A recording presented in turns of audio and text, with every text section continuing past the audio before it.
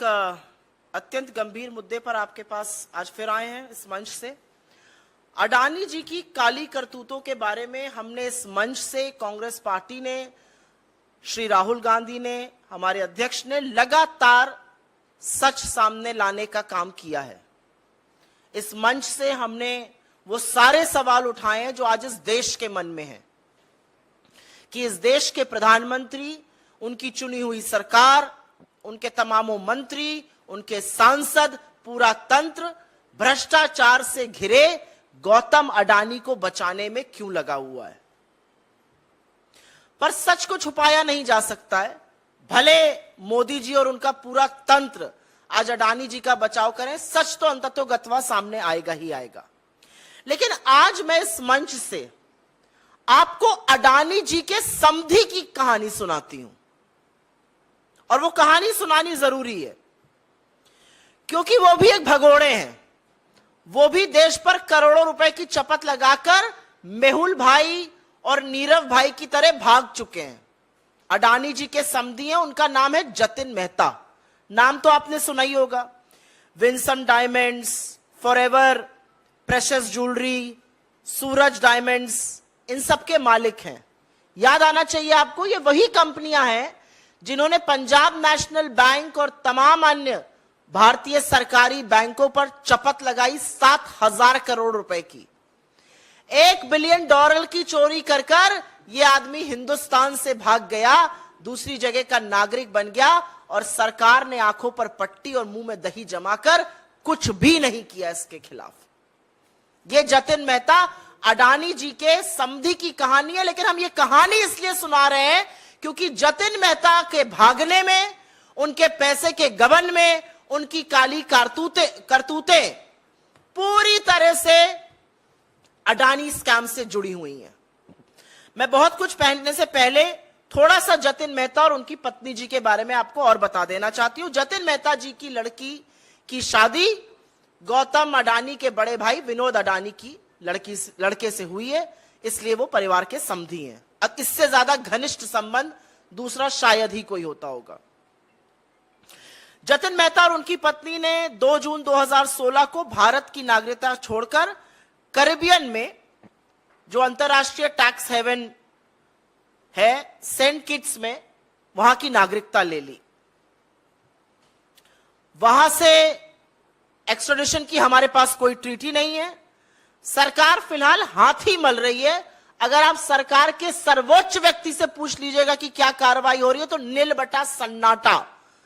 हमारी तरफ कहा जाता है नील बटा सन्नाटा, जीरो, शून्य कार्रवाई हो रही है जतिन मेहता के खिलाफ। असल में यूके के अंतरराष्ट्रीय बैंकों द्वारा जतिन मेहता पर केस चलाया जा रहा है, लेकिन उससे भारत में जो उन्होंने फ्रॉड किया है, जो $1 बिलियन करीब 7,000 करोड़ रुपए की चपत लगाकर जो वो भग गए, उससे भारत की कार्रवाई और भारत के किसी बैंक का कोई लेना देना नहीं है। तो नील बटा सन्नाटा कार्रवाई मोदी जी जतिन मेहता के खिलाफ कर रहे हैं। अब आपको समझाते हैं कि वो ऐसा क्यों कर रहे हैं। वो ऐसा इसलिए कर रहे हैं क्योंकि मेहुल भाई हो गए या नीरव मोदी हो गए या जतिन मेहता जैसे चोर और भगोड़ों के तार अडानी के काले कारनामे, अडानी की काली करतूतों से जुड़े हुए हैं। जतिन मेहता ने मेहुल भाई और नीरव मोदी की तरह वही स्वांग रचा, लेटर ऑफ क्रेडिट लिया बैंकों से, सोना इंपोर्ट किया और उसके बाद जेवर बनाकर एक्सपोर्ट किए। मजे की बात यह है कि जिन 13 कंपनियों को जतिन भाई ने दुबई में ये एक्सपोर्ट किया, वो जांच के बाद पता चल रहा है वो 13 कंपनियों का मालिकाना हक उन्हीं का था। वो एक्चुअल उन्हीं की कंपनियां थी, उनको उन्होंने एक्सपोर्ट किया और उसके बाद वो पैसा डुबा दिया गया। कह दिया गया पेमेंट नहीं हुआ, पैसा डूब गया। पैसा डूबा नहीं गया, पैसा डकार लिया गया। $1 बिलियन भारतीय बैंकों के, भारतीय करदाताओं के, भारत की सरजमी के $1 बिलियन 7,000 करोड़ रुपए पूरी तरह से डकार लिए गए, ये स्वांग रच के कि हम एक्सपोर्ट कर रहे हैं। 13 कंपनियां उन्हीं की थी, उनको एक्सपोर्ट कर रहे थे। तो सबसे बड़ा मामला ये मनी स्विंडलिंग का बनता है, लेकिन ईडी भगवान जाने कहां है, समझ ही में नहीं आता किसकी तफ्तीश कर रही है, पता नहीं किस विपक्ष के पीछे पड़ी हुई है। अब आपको लेकिन सीधा तार और सीधी स्टोरी जो जतिन मेहता की अडानी के स्कैम से जुड़ी हुई है, बेनामी संपत्ति से जुड़ी हुई है, बेनामी पैसे से जुड़ी हुई है, जिस पर हम सवाल उठा रहे हैं, वो समझा देते हैं आपको। अभी मैंने 13 कंपनियों का जिक्र इसलिए किया क्योंकि जिससे पता चले कि उनके ऊपर किस किस तरह के मामले चल सकते हैं भारतीय सरकार के, वो कैसे चूना लगाकर भाग गए, यह समझाना जरूरी था। इसलिए मैंने अभी आपको पहले उनके काले कारनामों के बारे में बताया। मोंटेरोसा नाम का एक कंपनियों का समूह है, ये शेल ग्रुप्स की मालिक है, मॉरिशस स्थित है मोंटेरोसा। इसका जिक्र तमाम रिपोर्ट्स में भी हुआ है, इसकी बखिया भी काफी अब खुल रही है, कलई खुलती जा रही है। मोंटेरोसा समूह की जो कंपनियां हैं, ये तथाकथित तौर से उन शेल कंपनियों में पैसा डाल रही हैं जिनके थ्रू अडानी के पास पैसा आ रहा है। जो सवाल हम पूछ रहे हैं और जो सवाल देश पूछ रहा है, 20,000 करोड़ किसके हैं? यह 20,000 करोड़ बेनामी पैसा है जो शेल कंपनीज के माध्यम से अडानी समूह में आया है, और इन शेल कंपनीज का मालिकाना हक मोंटेरोसा समूह के पास है। जतिन मेहता और मोंटेरोसा के लिंक है आपस में, समधी साहब के और शेल कंपनीज के जो हेड है उनके आपस में लिंक्स हैं। मोंटेरोसा के सीईओ और चेयरमैन के साथ जतिन मेहता कई कंपनीज में डायरेक्टर रहे हैं। मोंटेरोसा के साथ चैंग ल्यूंगलिंग, जिनका हमने वो जो चीनी व्यक्ति था चैंग चुंगलिंग, जो चीनी कनेक्शन एक मोदी अडानी के साथ है, उस पर हमने जो बोला है, उनके साथ लिंक है। मोंटेरोसा और जतिन मेहता का सीधे सीधे संबंध है, और इस संबंध के चलते, क्योंकि हम सवाल बार बार उठा रहे हैं कि 20,000 करोड़ किसके हैं, ये जो पैसा चोरी किया गया हिंदुस्तान से, जो गबन कर लिया गया, जो डकार लिया गया, ये किसका पैसा है? ये लेकर भाग गए, इनको वापस क्यों नहीं लाया जा रहा है? इनके खिलाफ क्या कार्रवाई हो रही है? भारत के बैंकों का $1 बिलियन, उस टाइम के हिसाब से $1 बिलियन, अभी और ज्यादा 7,000 करोड़ रुपए लेकर जतिन मेहता भाग जाता है, समधी साहब भाग जाते हैं, और मोदी जी कुछ करते नहीं है। और अब पता चलता है कि जो शेल कंपनियां लगातार अडानी में पैसा डाल रही हैं, उनसे उनके संबंध हैं। तो भैया सवाल तो बनेगा ही कि 20,000 करोड़ किसके हैं? ये बहुत बड़ी गुत्थी है, ये जलेबी है, और उस जलेबी को बना कौन रहा है? अडानी और मोदी जी मिलकर। और मैं इसलिए कह रही हूं मिलकर ये जलेबी बनाई और पकाई जा रही है, क्योंकि अगर जलेबी नहीं है तो ये और क्या है? हम बड़ा आरोप लगा रहे हैं और हर बार सवाल का जवाब नहीं आता। मैं अपनी बात को कंक्लूड करूंगी कुछ ज्वलंत सवाल पूछकर। जतिन मेहता को कौन बचा रहा है? जतिन मेहता जो गौतम अडानी के परिवार के समधी हैं, वही गौतम अडानी जो मोदी जी के परम मित्र हैं, उनको कौन बचा रहा है? उनके खिलाफ कार्रवाई क्यों नहीं की जा रही है? और अब कुछ तथ्य सुन लीजिए जिससे आप भौचक्के रह जाएंगे। सीबीआई ने 5 अप्रैल 2017, 3 साल बाद एफआईआर दर्ज करी, जबकि बैंकों ने 2014 से कहना शुरू कर दिया था कि जतिन मेहता जो है उसके खिलाफ शिकायत करी थी। 3 साल बाद एफआईआर क्यों दर्ज होती है? कौन बचा रहा है? एफआईआर में देरी क्यों हुई? क्या कार्रवाई की जा रही है? जतिन मेहता ने यहां से नागरिकता छोड़ी, वो सेंट किट्स में बस गए, उनके खिलाफ क्या कार्रवाई की जा रही है? ये तीसरा सवाल है, और ये तीसरा अहम सवाल है, कहां है सीबीआई की कार्रवाई, कहां है ईडी की कार्रवाई? चौथा एक बड़ा सवाल और है, चाहे वो इकोनॉमिक ऑफेंसेस विंग हो, चाहे वो ईडी हो, चाहे वो एसएफआईओ हो, चाहे वो वित्त मंत्रालय हो, 3.5 साल तक इस घोटाले में कार्रवाई क्यों नहीं की गई? सब लोग चुप क्यों रहे? क्योंकि वो गौतम अडानी के समधी हैं, क्योंकि कहीं पर उनके तार अडानी के काली करतूतों और अडानी स्कैम से जुड़े हुए हैं, इसलिए मोदी जी चुप रहे। एक और बड़ा सवाल है, विदेश मंत्रालय, गृह मंत्रालय, वित्त मंत्रालय सहित इतना बड़ा धोखा करके एक आदमी भाग जाता है, दूसरे देश की नागरिकता लेता है अपनी पत्नी के साथ। इनको एनओसी किसने दी?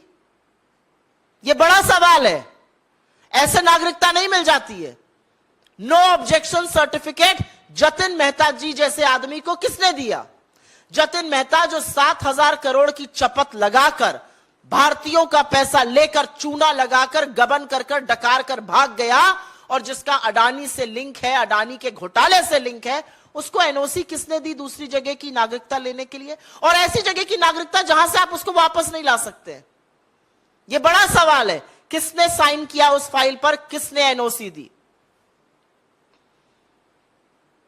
और अंत में सवाल तो वही है, 20,000 करोड़ रुपए किसके हैं? मोदी जी इस पर चुप क्यों हैं? इस पर जेपीसी गठित करके दूध का दूध और पानी का पानी क्यों नहीं कर देते? और अब समझ में हमें यह पूरी तरह से आ रहा है कि चोरों का नाम लेते ही तिलमिलाते क्यों हैं साहब। नीरव मोदी का नाम ले लो, मेहुल चोकसी का नाम ले लो, मेहुल भाई का नाम ले लो, जतिन मेहता का नाम ले लो, बड़ा तिलमिला जाते हैं मोदी जी। और तिलमिला ही नहीं जाते हैं, बिल्कुल मौन धारण कर लेते हैं, सवालों का जवाब नहीं देते। सवाल पूछने वाले राहुल गांधी जी के खिलाफ एक षड्यंत्र रचते हैं और उनको डिस्क्वालीफाई कराते हैं। तो सवाल तो पूछे जाएंगे, और सवाल यह पूछे जाएंगे कि एक ऐसा व्यक्ति जिसके अब लिंक पता चल रहे हैं अडानी के महा स्कैम से, जो भारत में करोड़ों रुपए का गबन करके भाग गया, और जो समधी है अडानी परिवार का, उसके खिलाफ आप क्या कर रहे हैं? I will very briefly make a statement in English on this, because some very startling revelations have come to fore as far as the Adani scam is concerned. And you will be shocked to know some very shocking revelations that have happened. We have from this stage and this platform, and as the Congress party, raised questions on the Adani scam. We have consistently asked questions. Who does 20,000 crore belong to? Who is the owner of the 20,000 crore unaccounted illicit money that has flown into the Adani empire? And today we will tell you a story about Jatin Mehta. His daughter is married into Adani family, extremely close ties. You must have heard of Jatin Mehta. Jatin Mehta is the owner of Winsome Diamonds. He is the owner of Forever Precious Jewelry and Diamonds. He's also the owner of Suraj Diamonds. And if you remember Jatin Mehta swindled 7,000 crore rupees of Indian banks at that exchange rate, $1 billion, and fled this country right under the nose of Mr. Narendra Modi. He not just fled the country, he also took citizenship of St. Kitts in Caribbean. And an NOC was issued by the Indian government. No effort is being made to get him back. No effort whatsoever is being made to probe him. No effort whatsoever is being made to make him face the law and the legal system of this country. But I want to emphasize on the links that exist between Mr. Jatin Mehta and the Adani scam, which has now come to fore. Jatin Mehta, as you know, and he used exactly the same route that people like Mehul Bhai or Nirav Modi used, which was to import gold on the basis of letters of credit from Indian banks. They made it into jewelry. This jewelry was then exported to Dubai.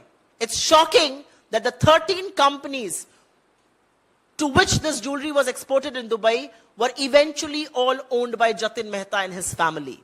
It was said that those companies refused to make the payments, and which is why that money turned into losses. Actually, that money was swindled by Jatin Mehta and family. That money belongs to honest taxpayers of this country. It's money that belongs to public sector banks of this country. It's money for which the ED and the CBI should be running from pillar to post, but nothing is happening on that.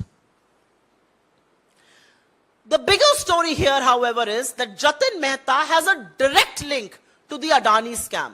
There is a group of companies based out of Mauritius, allegedly the owners of the shell companies, that are pumping in money into the Adani group by the name of Monte Rosa. Jatin Mehta has direct links with Monte Rosa. In fact, Monte Rosa's chairman and CEO served as director in 3 companies alongside Jatin Mehta.